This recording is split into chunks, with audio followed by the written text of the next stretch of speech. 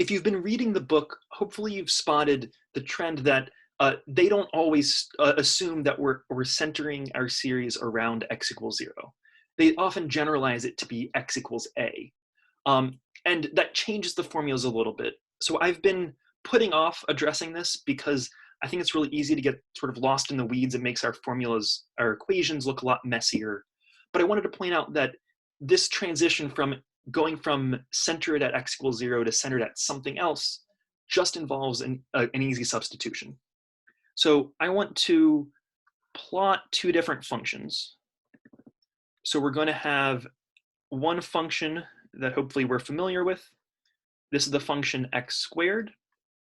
Now, if I wanted to shift this over, let's say shift it to the right by 3, I could also draw the function that looks just like the same parabola. And if I want to know what the equation for this was, one way of doing it would be to replace our x with our x minus how much we want to shift it to the right. All right, and the general idea is, well, whatever we plugged in to our original function to get out 0, we should plug in 3 more than that to get out 0 over here. So we plug in 0 to get 0, we plug in 3 to get 0. Right. So the general idea is we can always shift what a function is doing to the right a certain amount by subtracting by that amount. Right. So if rather than 3, we just called this a,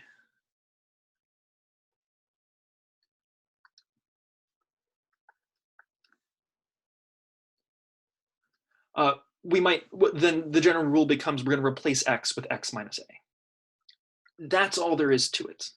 So hopefully by now you recognize the Taylor series expansion formula.